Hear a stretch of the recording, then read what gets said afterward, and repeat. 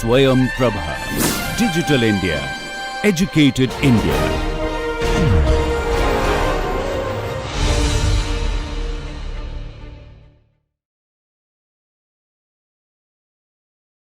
Good morning. I am Dr. Kalpana Ramachandran, Professor and Head, Department of Anatomy, Sri Ramachandra Medical College and Research Institute, Chennai, Tamil Nadu. In today's session, we will be discussing about the development of hepatobiliary system and pancreas. Let us begin this class with the following objectives. At the end of this lecture, you should be able to describe the development of liver, extrahepatic biliary system and development of pancreas. You should also be able to explain the congenital anomalies of liver, extrahepatic biliary system and pancreas. With these objectives, let us briefly review the relevant gross anatomy of the liver and extrahepatic biliary apparatus before we proceed on to the learning of development of these structures. Liver is the largest and solid organ situated in the right hypochondrium, epigastrium and the left hypochondrium.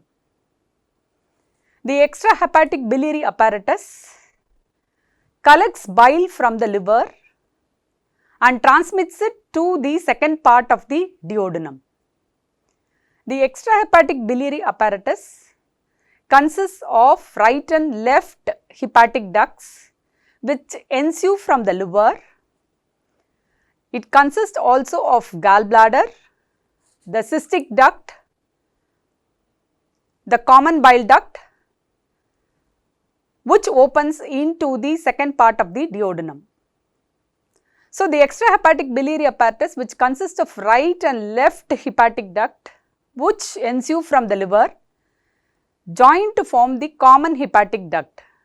Common hepatic duct joins with the cystic duct to form the common bile duct. The common bile duct passes beneath the first part of duodenum and it passes beneath the head of the pancreas, joins with the main pancreatic duct to form the hepatopancreatic ampulla. What I am showing now is the hepatopancreatic ampulla which passes through the posterior-medial wall of the duodenum second part and opens at the summit of the major duodenal papilla. This major duodenal papilla is situated about 8 to 10 centimeters from the pylorus of the stomach. What I am showing now is the pyloric end of the stomach. Let us also review the ligaments of the liver. The right side picture shows some of the ligaments of the liver. What you are seeing here is the falciform ligament, the coronary ligaments. The falciform ligament is raised by a ligament which is called as round ligament or it is called as ligamentum teres hepatis. On the left side of the picture, you can see that there is one peritoneal fold which I am pointing now, that is the lesser omentum. This lesser omentum, it is attached to the lesser curvature of the stomach and first 2 centimeters of the duodenum goes and gets attached to the porta hepatis of the liver and fissure for ligamentum venosum. So, it has got two components. One is the hepatogastric part, another one is the hepatoduodenal part, the two components of the lesser omentum. As we have reviewed the brief gross anatomy of liver, we will just go on to learning of the development of liver and extrahepatic biliary apparatus. For this, we will just understand the folding of embryo and formation of primitive gut tube. This picture shows the folding of the embryo. There are 3 folds which are formed: the head fold, what I am showing here is the head fold, the tail fold and lateral folds. So, Because of the cephalocaudal and lateral folding of the embryo, a portion of the endoderm lined yolk sac is enclosed within the embryo and this forms the primitive gut tube. Because of the folding of the embryo, the endoderm lined yolk sac is enclosed within the embryo to form the primitive gut tube. So, this yellow color structure what you are seeing here is the tube like structure is the primitive gut tube. This primitive gut tube is divided into three parts, namely the foregut, midgut and the hindgut. This is foregut, this is midgut and this one is the hindgut. The midgut is connected to the yolk sac by a duct which is called vitelo-intestinal duct. So, the cranial and caudal ends of this tube, are closed by a membrane which is called as buccopharyngeal membrane and cloacal membrane respectively. What you are seeing at the caudal end is the cloacal membrane. At the cranial end, what you are seeing here is the buccopharyngeal membrane. So, the epithelial lining of the various parts of the GIT, including glands continuous with the epithelium, is of endodermal in origin. Only in the region of mouth and anal canal, some of the epithelium is of ectodermal in origin. Having learnt the folding of the gut tube, let us see which constitutes the foregut. Please orient yourself with this diagram. This is the head fold of the embryo, this is the tail fold of the embryo. The tube which you are seeing in the embryo is the primitive gut tube. You can see the foregut, the midgut loop and this is the hindgut. So, let us now define which is foregut. You can see here a fusiform dilatation, that is the developing stomach. So, the foregut in the embryo is going to extend from the buccopharyngeal membrane till an outgrowth which is coming from the ventral aspect of the foregut, which I am pointing out, that is the hepatic outgrowth. So, from the buccopharyngeal membrane to the hepatic outgrowth is the foregut. So, as I told you earlier, there are three divisions of the gut tube: foregut, midgut and the hindgut. We will focus on the foregut in this class. So, the derivatives of foregut, as you can see from this slide, are primitive pharynx and its derivatives, that is oral cavity, pharynx, tongue, tonsils and salivary glands. Other derivatives are respiratory system, esophagus, stomach, duodenum proximal to the opening of the bile duct. As I have already explained, the place where in the second part of duodenum the major duodenal papilla opens is the junction between the foregut and the midgut. The other derivatives which we are going to deal in detail in this class are liver, extrahepatic biliary apparatus, that is the hepatic ducts, gallbladder, cystic duct and bile duct, and pancreas. The liver, extrahepatic biliary apparatus and pancreas are the other derivatives of foregut, which will be dealt in detail in the further slides. So, now we will go into the development of liver and gallbladder. Look at this picture. This is the foregut and this is the midgut. At the junction of it, an endodermal bud is arising from the ventral aspect of the foregut, or we can say it is at the junction of foregut and midgut. This is called as hepatic bud or liver bud, or it is called as hepatic diverticulum. So, once the embryo folds, there is a structure called septum transversum. You can see that I am pointing at a structure which is called septum transversum, which is nothing but unsplit part of the intraembryonic mesoderm. As you see from this picture, the septum transversum lies between the pericardial cavity and the stalk of the yolk sac. So, this is the septum transversum.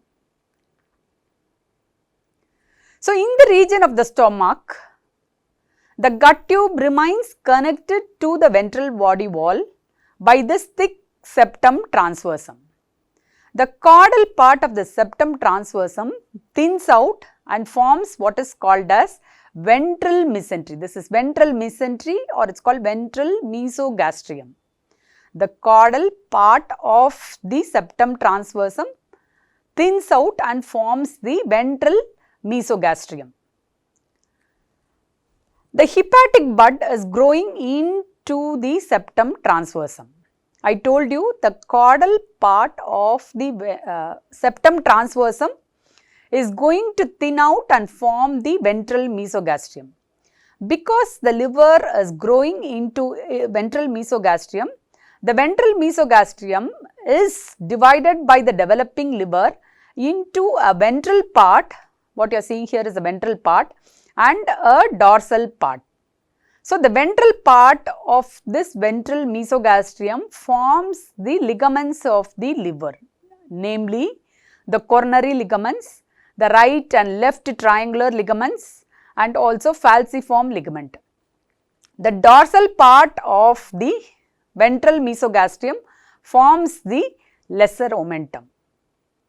Having learned this, we will just concentrate on the hepatic bud. So, this is the hepatic bud. The hepatic bud now shows two divisions. It shows a large cranial part which is called pars hepatica and a smaller caudal part which is called as pars cystica. So, there are two parts of the hepatic bud. The cranial part is called pars hepatica and the caudal part is called as pars cystica. The pars hepatica now divides into right part and the left part. Continuous divisions of this right and left parts are going to form the right and left lobes of the liver. So, if you look at the endodermal cells of the hepatic bud, this is going to give rise to the parenchyma of the liver, the hepatic cells or the hepatocytes, and also the intrahepatic biliary apparatus. So, these are all derived from the endoderm of the hepatic bud. I told you the liver bud is growing into the septum transversum. Septum transversum is mesoderm. So, the mesoderm of the septum transversum gives rise to the capsule, fibrous tissue basis of liver, the Kupffer cells, hematopoietic cells and blood vessels. The absorption and breakdown of vitelline and umbilical veins in the septum transversum between hepatic trabeculae gives rise to the sinusoids of the liver. So, the bile formation begins by 3 months of intrauterine life, and this accounts for the black color of the baby's first stools, which is called as meconium. Having learnt about the development of liver, we will now shift our focus to the development of gallbladder and cystic duct. As I already told you, the hepatic bud divides into a cranial part which is called as pars hepatica and a caudal part which is called pars cystica. So, the pars cystica will give rise to the gallbladder and the cystic duct. So, the part of the hepatic bud proximal to the pars cystica is going to form the bile duct. The bile duct at first opens on to the ventral aspect of the duodenum. Due to the differential growth of the duodenal wall and because of the rotation of the duodenal loop, the bile duct along with the pancreatic bud, the ventral pancreatic bud comes to open on the posteromedial aspect of the duodenum. That is, along with the ventral pancreatic bud, the bile duct also rotates and comes to open on the posteromedial aspect of the duodenum. Because of the development of liver, as I have already explained, the ventral mesogastrium is now divided into a ventral part which forms the ligaments of the liver and the dorsal part which is going to form the lesser omentum. Now we will talk about the anomalies of liver. First is the Riedel's lobe. As you can see from this picture, the tongue-like extension of the right lobe of the liver is called as the Riedel's lobe. Other anomalies of the development of liver are, one is the absence of quadrate lobe and absence of gallbladder. Sometimes the left lobe can be rudimentary. You can have accessory livers in the falciform ligament. These are the anomalies of the development of liver. Next is the anomalies in the development of gallbladder. We will group them as anomalies of shape, anomalies of position, duplication anomalies and other anomalies. We will deal with each one of them separately. First, we will take up anomalies of shape. First is the Phrygian cap. You can see from the picture at the top, the fundus of the gallbladder is folded on itself to form a cap-like structure which is called as Phrygian cap. Next is the Hartmann's pouch. This is the fundus of the gallbladder, this is the body, this is the neck of the gallbladder. The posteromedial wall of the neck of the gallbladder may project downwards as a pouch and this is called as Hartmann's pouch. So, two anomalies in relation to the shape of the gallbladder, they are Phrygian cap and Hartmann's pouch. Next, we will move on to the anomalies of position. Sometimes the gallbladder can lie transversely under the right lobe or under the left lobe of the liver. Next is, there is a condition called as floating gallbladder. The gallbladder in this case is lined by peritoneum on all sides and is attached to the liver by a fold of peritoneum, or it can be completely free. In that condition, it is called as floating gallbladder.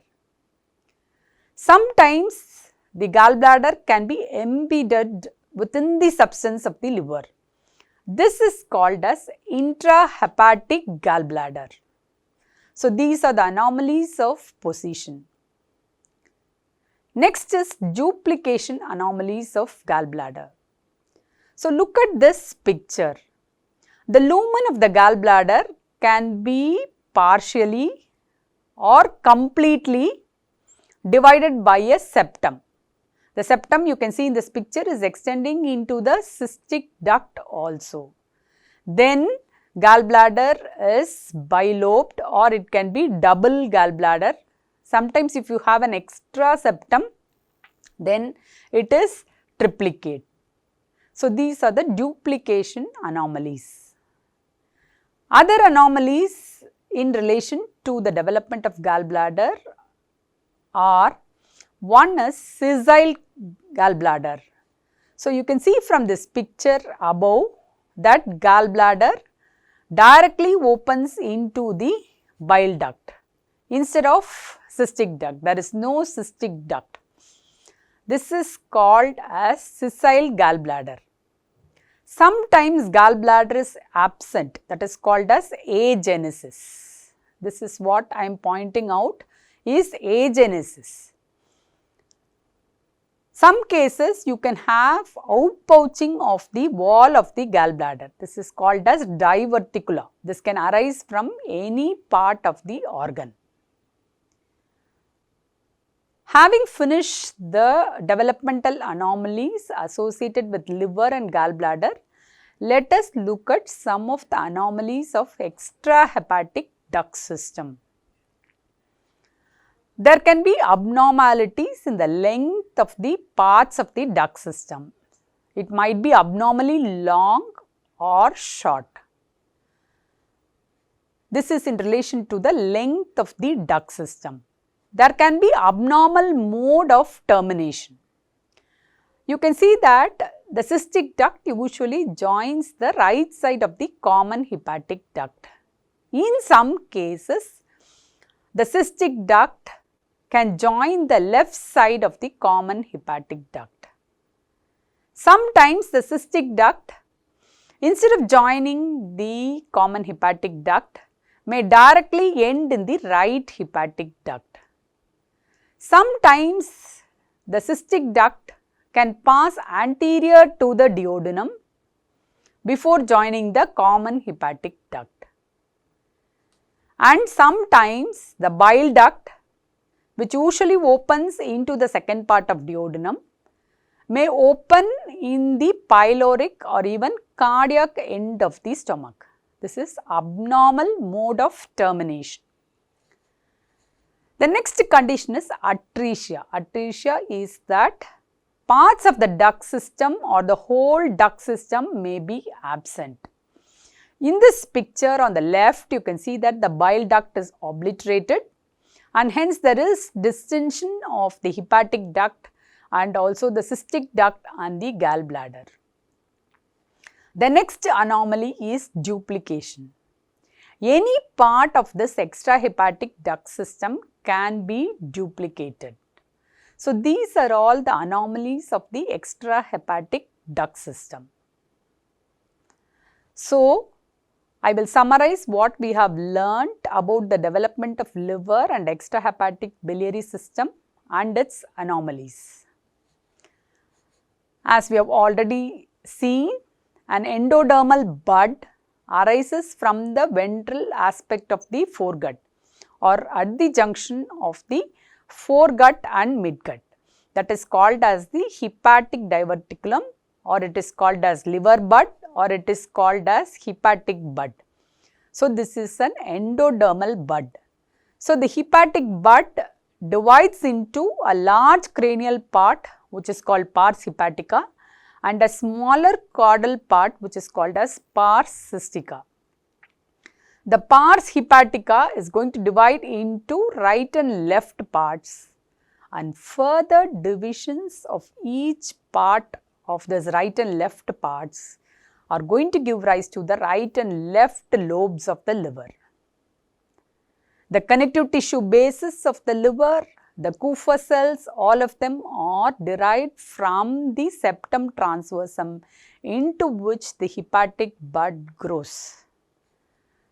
The pars cystica, that is the caudal part, is going to give rise to the gallbladder and the cystic duct. The part of the hepatic bud proximal to pars cystica forms the bile duct. So, this is the summary of the development of liver, extrahepatic biliary apparatus and its congenital anomalies.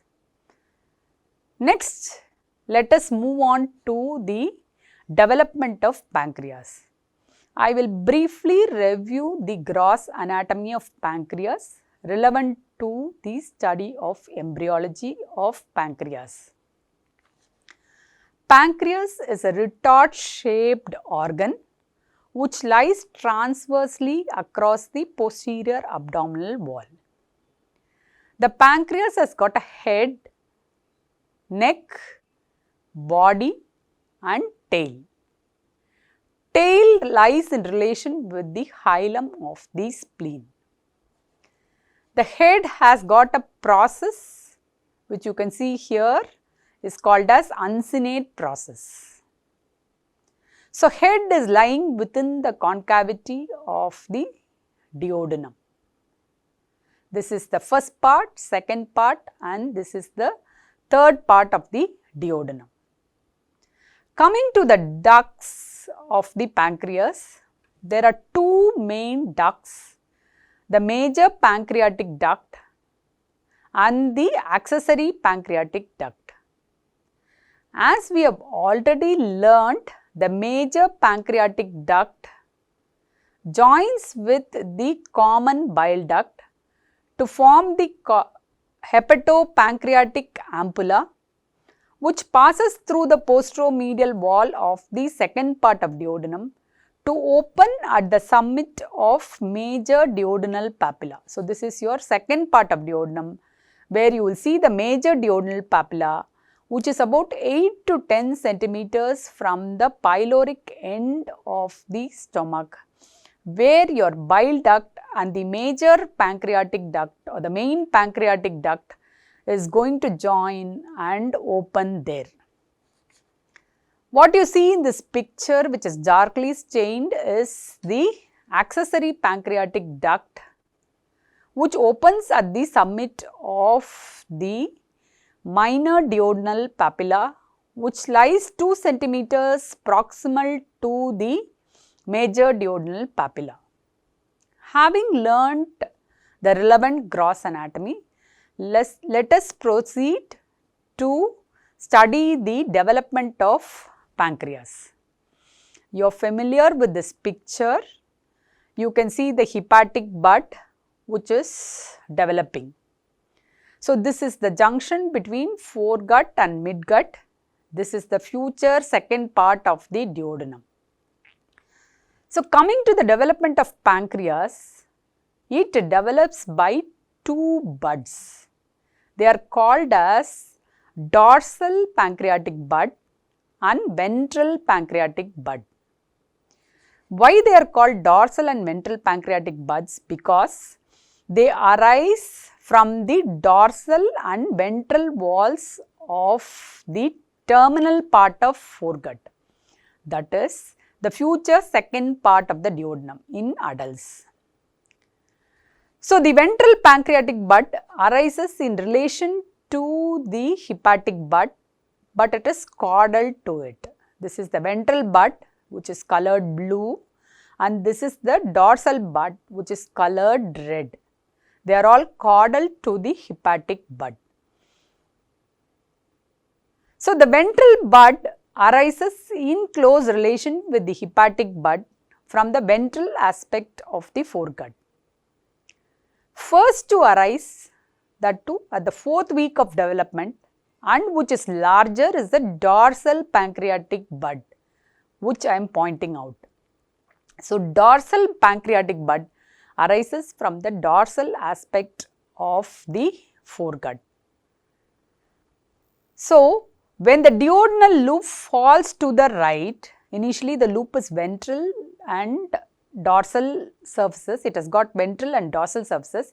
When it falls to the right, the ventral pancreatic bud faces to the right and dorsal pancreatic bud points to the left.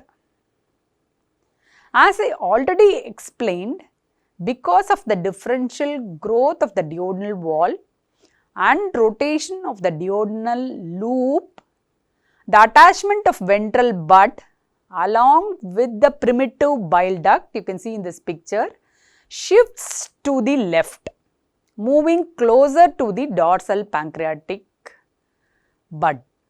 So, the ventral bud with the primitive bile duct comes to lie below and behind the dorsal bud.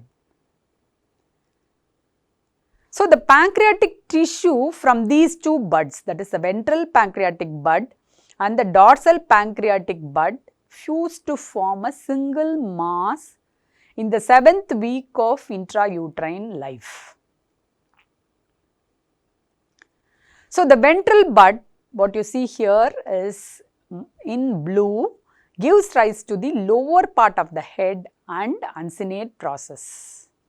The dorsal bud gives rise to upper part of the head, neck, body and tail of pancreas.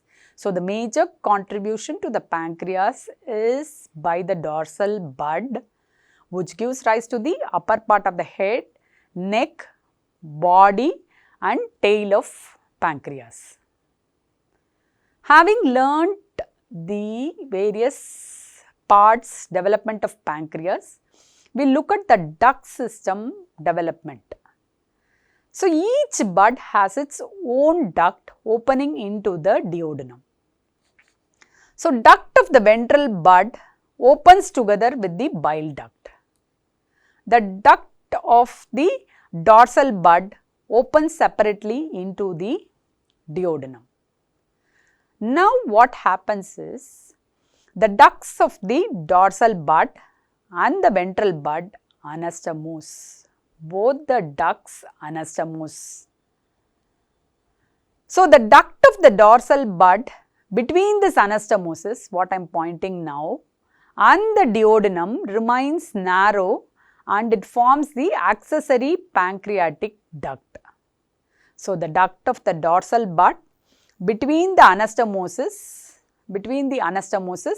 and the duodenum remains narrow and forms the accessory pancreatic duct. This is the accessory pancreatic duct. So, how is main pancreatic duct formed? Look at this picture. So, the main pancreatic duct is formed by the distal part of the duct of the dorsal bud, duct of the ventral bud and also the anastomosis. So, this forms the main pancreatic duct. Along with that is the bile duct. Both open into the duodenum at the major duodenal papilla. So, this is the major duodenal papilla. This is the junction between the foregut and the midgut. Islets of Langerhans also develop from the primitive duct system and hence it is endodermal in origin. We will now talk about the developmental anomalies of pancreas. There are 4 conditions you must know. One is divided pancreas, inversion of pancreatic ducts, accessory pancreas and annular pancreas. First is the divided pancreas. The parts of the pancreas arising from dorsal and ventral buds remain separate. They have to fuse to form a single mass of pancreas. But if they remain separate, it is called as divided pancreas. Next is the inversion of pancreatic ducts. In this, the main pancreatic duct is formed mainly by the duct of the dorsal bud and it opens, you can see here, into the minor duodenal papilla. So, this is called inversion of pancreatic ducts. The ventral duct opens into the major duodenal papilla, contrary to its development. Next is accessory pancreatic tissue. You can see accessory pancreatic tissue sometimes in the stomach, duodenum, jejunum, Meckel's diverticulum, gallbladder and spleen. The next condition is annular pancreas. So, you can see from this picture that pancreas develops by 2 buds, a ventral bud and a dorsal bud. Usually, ventral bud consists of 2 components which fuse and rotate around the duodenum, so that they can come to lie below and behind the dorsal pancreatic bud. Sometimes this ventral bud is bilobed. The right portion of the bud migrates along its normal route along with the primitive bile duct, but the left portion of the bud migrates in the opposite direction. So, the right portion goes behind the duodenum, the left portion goes anterior to duodenum.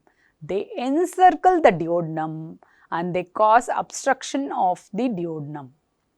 So, this is duodenal obstruction and this can cause vomiting. This condition is called as annular pancreas. So, we have learnt about the development of pancreas and its congenital anomalies. Let us summarize what we have learnt. So, pancreas arises by two buds, the ventral pancreatic bud and a dorsal pancreatic bud. They arise from the dorsal and ventral walls of the terminal part of foregut. The pancreatic tissue formed from these buds fuse to form one mass in the 7th week of intrauterine life. Islets of Langerhans develop from the primitive duct system and hence it is endodermal in origin.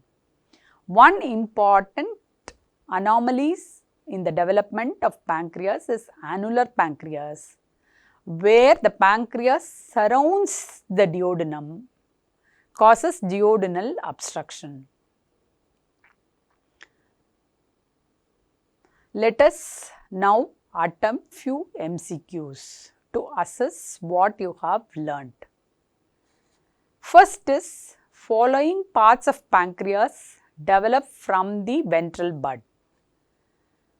The options are head as a whole, body, tail and uncinate process. You can attempt this question. The answer is uncinate process.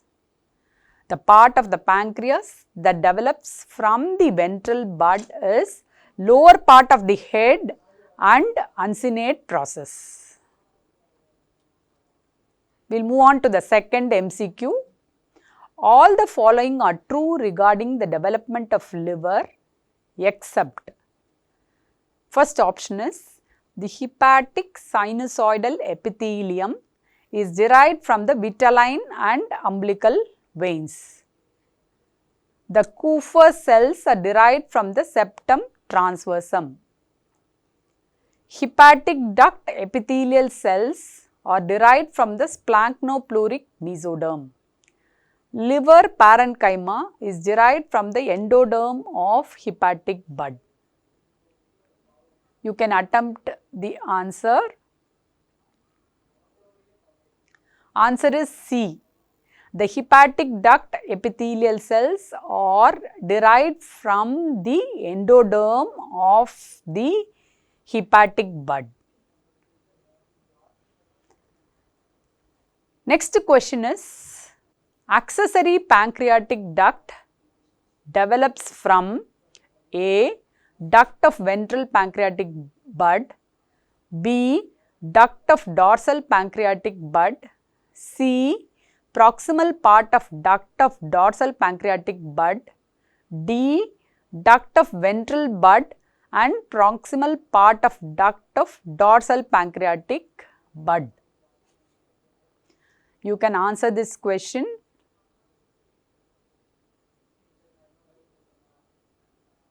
Answer is C. Proximal part of duct of dorsal pancreatic bud.